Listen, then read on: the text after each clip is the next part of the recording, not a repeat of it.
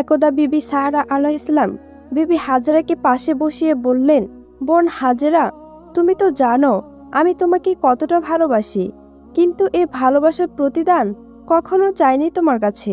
আমি আজ তোমার কাছে কিছু প্রতিদান চাইব, আর তুমি যে আমাকে ভালোবাসো তার প্রমাণ এর মধ্যেই দিতে হবে।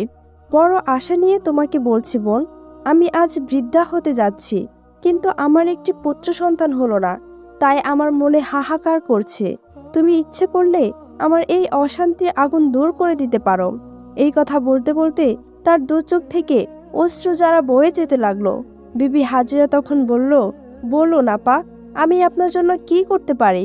বিবি সাহারা আলাইহিসসালাম বললেন, একজন সন্তানের অভাবে নবীর বংশ বিলীন হয়ে যাবে, তাই তোমার কাছে আমার অনুরোধ, তুমি নবী ইব্রাহিম আলাইহিসসালামকে বিয়ে করে আমার এই যন্ত্রণা নিবারণ করো।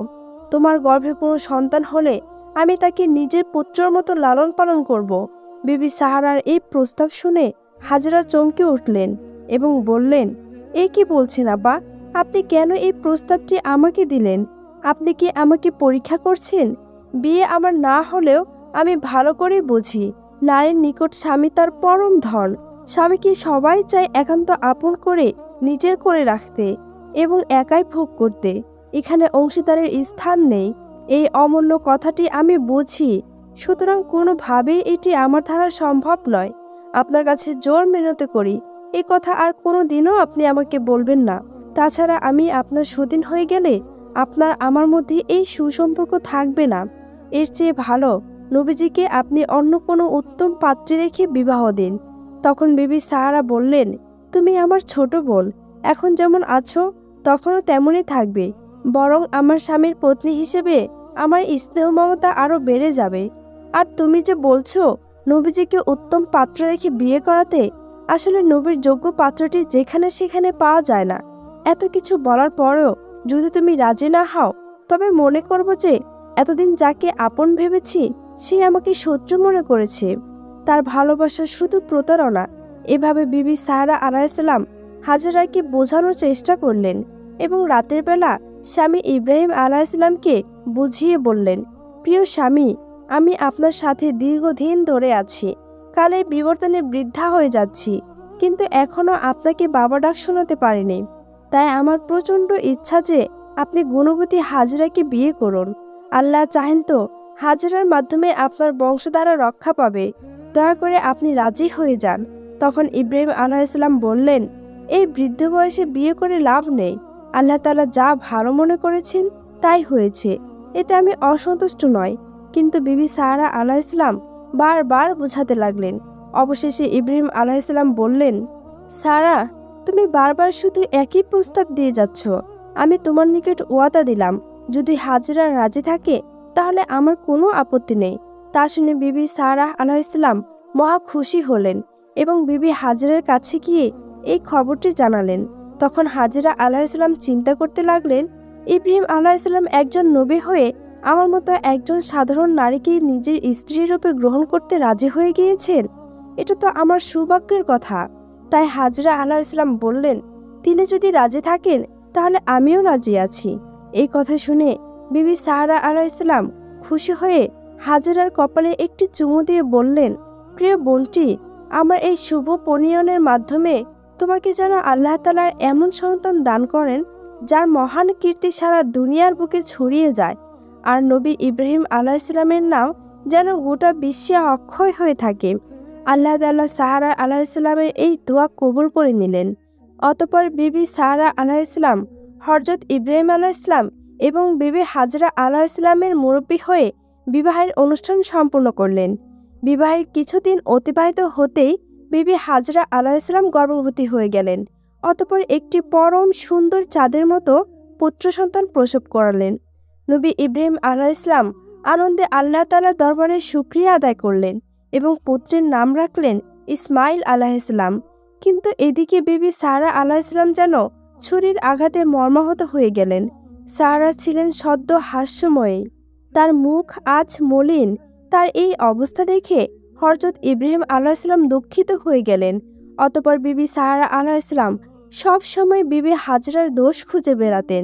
বিবি হাজেরা আলাইহিসসালাম ভেবেই পাচ্ছিলেন না যে কোন কাজ করলে বিবি সারাকে খুশি করা যাবে। তিনি তাই দিন রাত কান্না করে কাটাতেন। যে ভয় তিনি বিয়ের আগে করেছিলেন তা আজ বাস্তব হলো। অতপর বিবি সারা আলাইহিসসালাম বিবি হাজরার নাক কান ছিদ্র করে দিলেন।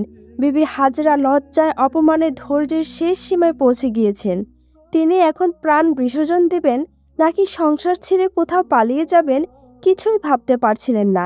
এমন সময় গভীর নিশীথে তিনি স্বপ্ন দেখলেন কে যেন তাকে বলছে, হে হাজেরা, তুমি ধৈর্য ধরো, তোমার সৌভাগ্য শীঘ্রই আসছে।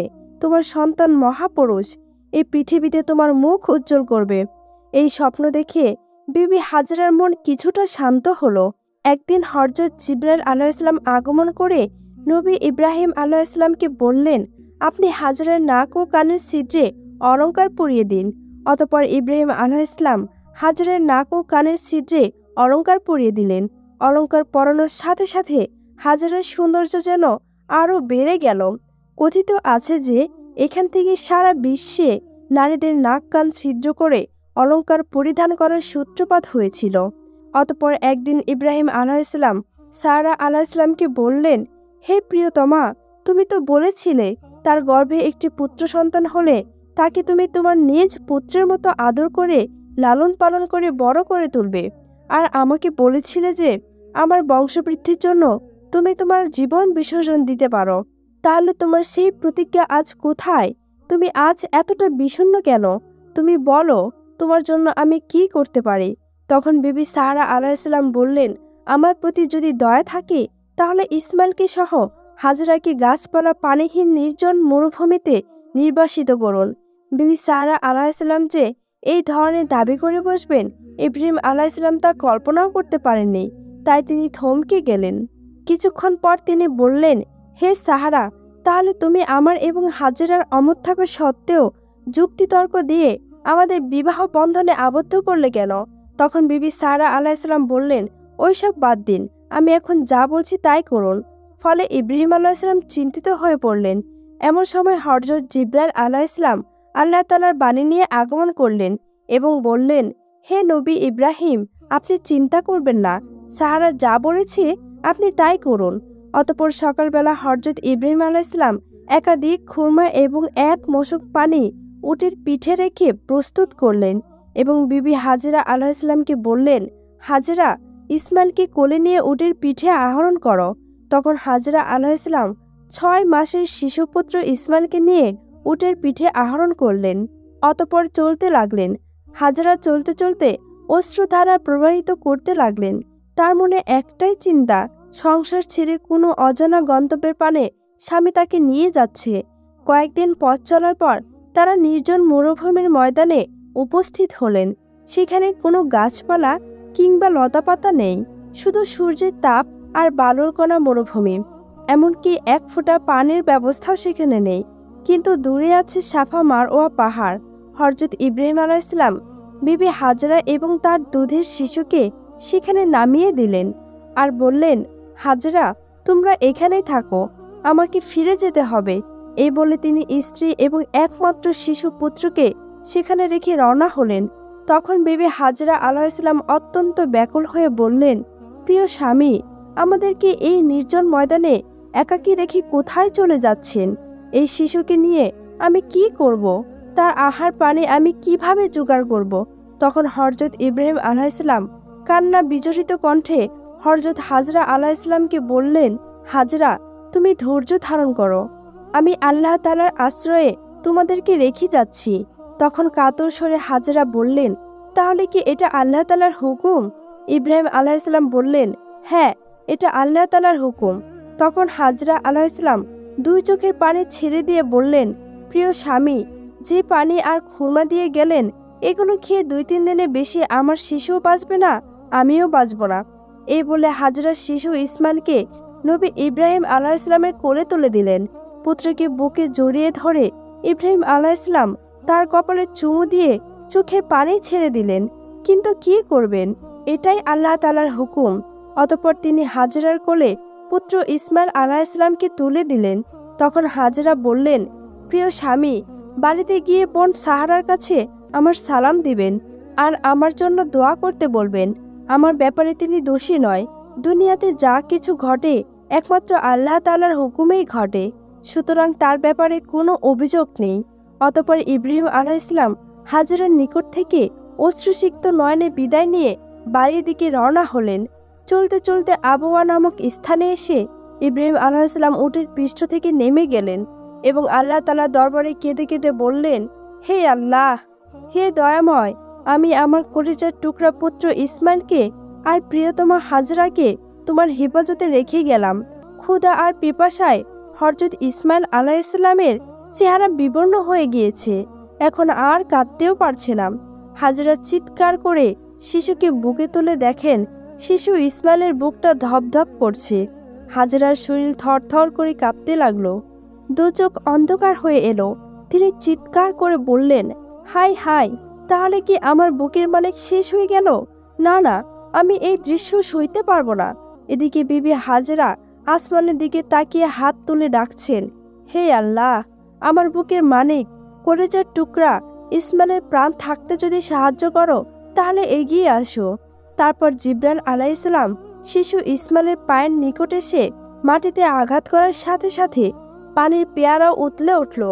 হাজরা দৌড়ে গিয়ে পাথরের টুকরো এনে পানির চারদিকে বাদ দিতে লাগলেন আর বলতে লাগলেন, জমজম, অর্থাৎ থাম থাম।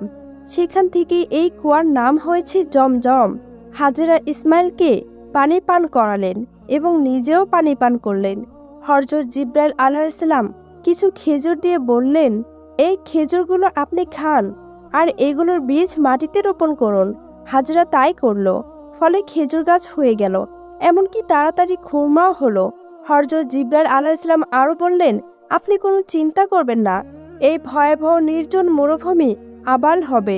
অতঃপর একটি মরু কাফেলা পানির সন্ধান পেয়ে সেখানে আগমন করল এবং বিবি হাজেরার অনুমতি নিয়ে প্রাণ ভরে পানি পান করল।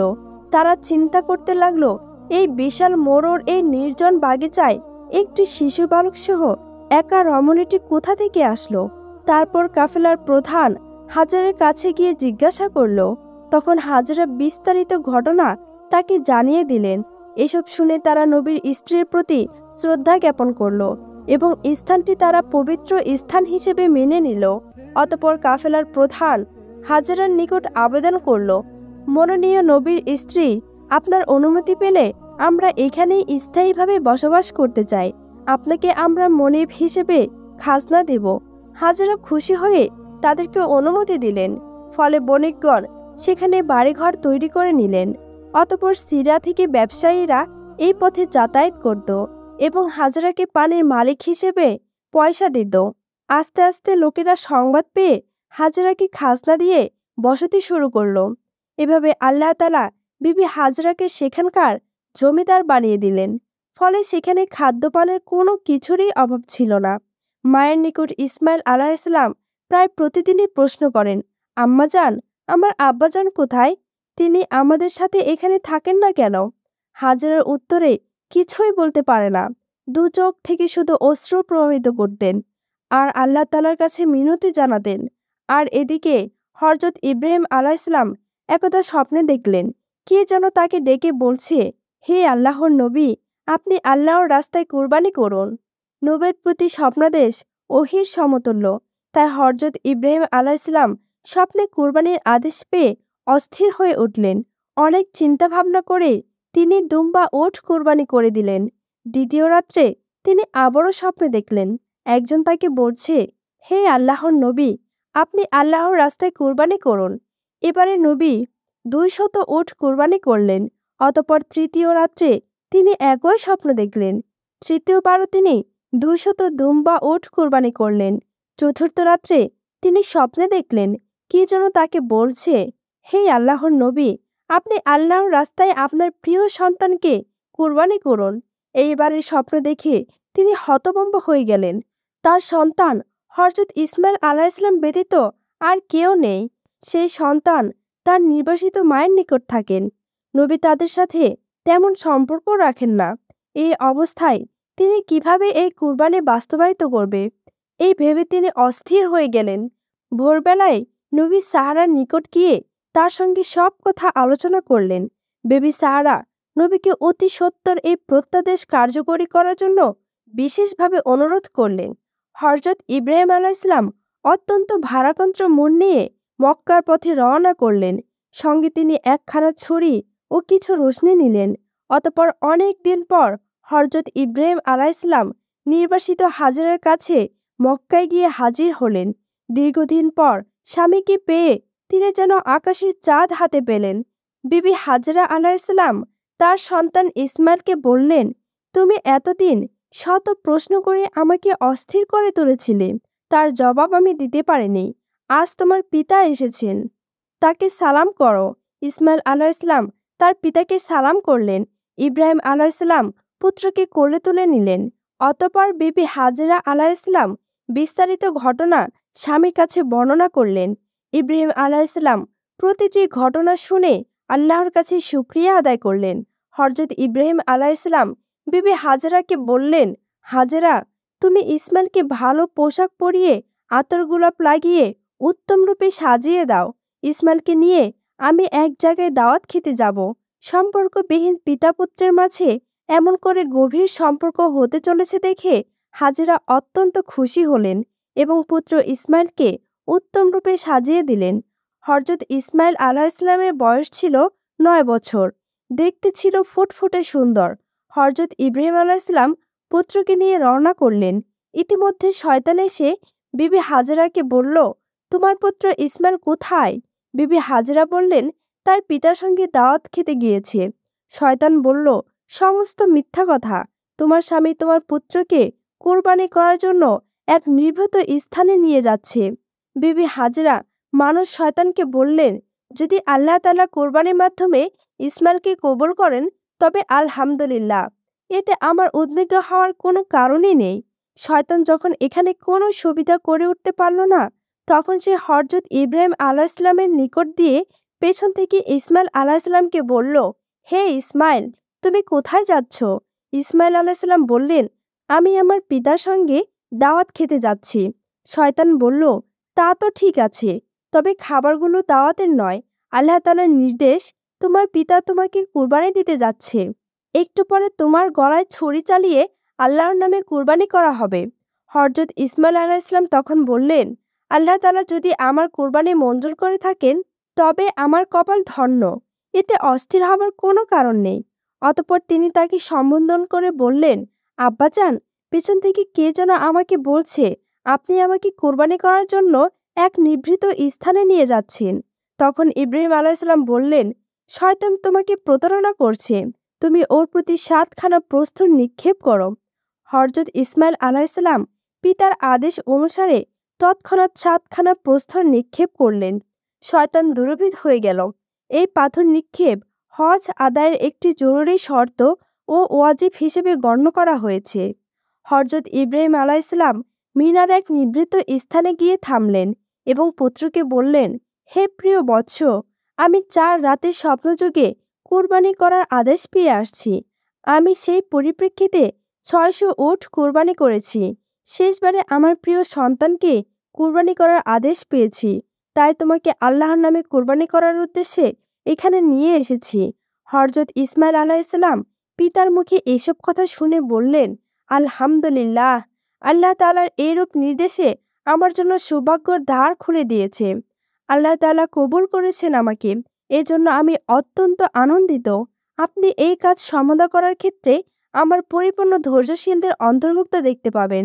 আপনি আর বিলম্ব না করে আল্লাহ তাআলার আদেশ অনুসারে কাজ আরম্ভ করুন।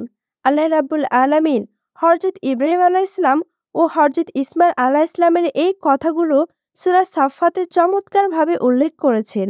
অনন্তর ছেলেটি যখন চলাফেরা করার মতো বয়সে পৌঁছালো, তখন তিনি বললেন, হে বৎস, আমি স্বপ্নে দেখেছি আমি তোমাকে জবাই করছি, অতএব চিন্তা করে দেখো এখন তোমার কি মত? ছেলেটি বলল, হে আমার পিতা, আপনি যা করতে আদিষ্ট হয়েছেন তা করে ফেলুন।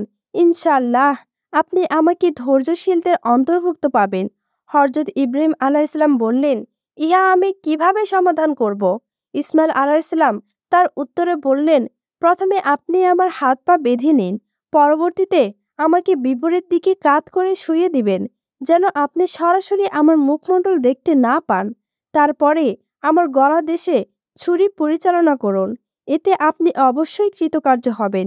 তৃতীয়ত, আমার রক্তভেজা কাপড়গুলো আমার আম্মার হাতে পৌঁছে দিবেন।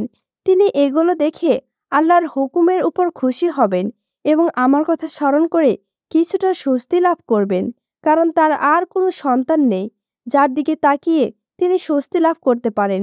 হযরত ইব্রাহিম আলাইহিসসালামের পুত্রর কথা অনুসারে আস্তিনের মধ্যে থাকা রশ্মিগুলো বের করে তার ধারা ইসমাইলের হাত পা বেঁধে নিলেন। অতঃপর তাকে কাত করে শুইয়ে দিলেন। তারপরে আস্তিনের ভিতর থেকে ধারালো ছুরি বের করে বিসমিল্লাহ আল্লাহু আকবার বলে ইসমাইল আলাইহিসসালামের গলায় ছুরি চালিয়ে দিলেন। কিন্তু তার পরিচালনায় কোনো কাজই হলো না। ছুরি ইসমাইল আলাইহিসসালামের গলদেশের চামড়ার কোনো ক্ষতি সৃষ্টি করতে পারল না। তখন ইব্রাহিম আলাইহিসসালাম আরও শক্ত করে জোরে ছুরির আঘাত দিতে লাগলেন, কিন্তু কোনো প্রতিক্রিয়া সৃষ্টি হলো না। তখন ইসমাইল আলাইহিসসালাম বললেন, আব্বাজান, আপনি ছুরির তীক্ষ্ণ মাথা গলার উপর দিয়ে শক্ত করে চেপে ধরুন, তাহলে সম্ভবত আপনার উদ্দেশ্য সফল হবে। নবী এবার তাই করলেন, কিন্তু ছুরির তীক্ষ্ণ মাথা চামড়ার কোনো ক্ষতি করতে পারল না। হযরত ইব্রাহিম আলাইহিসসালাম ছুরি দূরে নিক্ষেপ করলেন। এতে ছুরি একটি পাথরের উপর গিয়ে পড়ল এবং পাথরটি দু টুকরো হয়ে গেল। তখন ছুরি বলে উঠল, হে ইব্রাহিম, তুমি আমাকে ইসমাইলের গলা কাটার জন্য একবার বলো, কিন্তু মহান আল্লাহ রাব্বুল আলামিন 10 বার আমাকে বারণ করেছেন। অতএব তোমার কথার গুরুত্ব দেব নাকি আল্লাহ তাআলার কথার গুরুত্ব দেব? অতএব তুমি অন্য পন্থা অবলম্বন করো। হযরত ইসমাইল আলাইহিসসালাম, হযরত ইব্রাহিম আলাইহিসসালাম উভয়ই ছুরির কথা শুনলেন। ইসমাইল আলাইহিসসালাম তখন পিতাকে বললেন, হে আমার পিতা, সন্তানের মুখের দিকে তাকিয়ে জবাই করতে অত্যন্ত কঠিন কাজ। এই কাজ হয়তো আল্লাহ তাআলা পছন্দ করছেন না। অতএব আপনি কাপড় দিয়ে আপনার চোখ দুটি বেঁধে নিন, যাতে আমার চেহারা আপনাকে দেখতে না হয়। তখন আপনার চেষ্টা অবশ্যই কাজে আসবে। হযরত ইব্রাহিম আলাইহিসসালাম পুত্রের পরামর্শ অনুযায়ী নিজের চক্ষু দুটি বেঁধে নিলেন এবং পূর্বের ন্যায় ইসমাইলকে কাত করে শুইয়ে দিলেন। তারপর বিসমিল্লাহ বলে ছুরি চালালেন। এবার ছুরি চলল, কল কল করে রক্ত প্রবাহিত হয়ে জবাইয়ের কাজ সমাধা হলো। আল্লাহ তাআলা তার নবীর শেষ পরীক্ষার সফলতা দেখে অত্যন্ত সন্তুষ্ট হলেন, যার পরিণামে আল্লাহ তাআলা জিবরাইল আলাইহিসসালামের মারফত জান্নাত থেকে আনা একটি দুম্বাকে জবাইয়ের মুহূর্তে ইসমাইল আলাইহিসসালামের স্থলে শুয়ে দিয়ে ইসমাইলকে একটু দূরে দাঁড় করিয়ে রাখলেন। হযরত ইব্রাহিম আলাইহিসসালাম জবাইয়ের কাজ সন্তুষ্টভাবে সম্পূর্ণ হয়েছে ভেবে আলহামদুলিল্লাহ পাঠ করলেন এবং চোখের কাপড় খুলে ফেললেন। তখন তিনি চোখে যা দেখলেন তা বিশ্বাস করার মতো ছিল না। তাই তিনি একবার দুটি হাত দিয়ে চোখ মুছে চতুর্দিকে তাকালেন। বাস্তব দৃশ্য ভালোভাবে দেখে নিয়ে ক্ষণিক নিস্তব্ধ হয়ে দাঁড়িয়ে রইলেন। হযরত ইসমাইল আলাইহিসসালাম নির্বাক হয়ে তার দিকে তাকিয়ে রইলেন। কিছুক্ষণ পরে পিতা পুত্রের কাছে গিয়ে তাকে বুকে জড়িয়ে ধরলেন এবং চোখের পানি ছেড়ে দিয়ে পাঠ করতে লাগলেন, সুবহানাল্লাহ। অতঃপর পিতা ও পুত্র একত্রিত হয়ে শুকরিয়া নামাজ আদায় করলেন। এই মুহূর্তে হযরত জিবরাইল আলাইহিসসালাম সেখানে অবতীর্ণ হলেন। তিনি সহজেই উচ্চারণ করলেন, আল্লাহু আকবার, আল্লাহু আকবার, লা ইলাহা ইল্লাল্লাহ। অতঃপর তিনি হযরত ইব্রাহিম আলাইহিসসালামের নিকট এসে বললেন, হে আল্লাহর নবী, আল্লাহ আপনাকে সালাম প্রেরণ করেছেন। আল্লাহ তাআলা নবীকে লক্ষ্য করে আরও বলেছেন, হে ইব্রাহিম, তুমি আল্লাহ তাআলার উদ্দেশ্যে তোমার স্বপ্নকে বাস্তবায়িত করেছ। নিঃসন্দেহে এটা ছিল এক মহা পরীক্ষা। আমি এভাবেই আমার শত উদার বান্দাকে পুরস্কৃত করে থাকি। হযরত ইব্রাহিম আলাইহিসসালাম আল্লাহ তাআলার প্রেরিত সুসংবাদ শুনে অত্যন্ত খুশি হলেন এবং তার দরবারে শুকরিয়া আদায় করলেন। অতঃপর তিনি ইসমাইল আলাইহিসসালামকে নিয়ে বিবি হাজরার নিকট চলে গেলেন। তারপর তিনি সেখানে গিয়ে সমস্ত ঘটনা খুলে বললেন। হাজরা আলাইহিসসালাম তখন আল্লাহ তাআলার শুকরিয়া আদায় করলেন।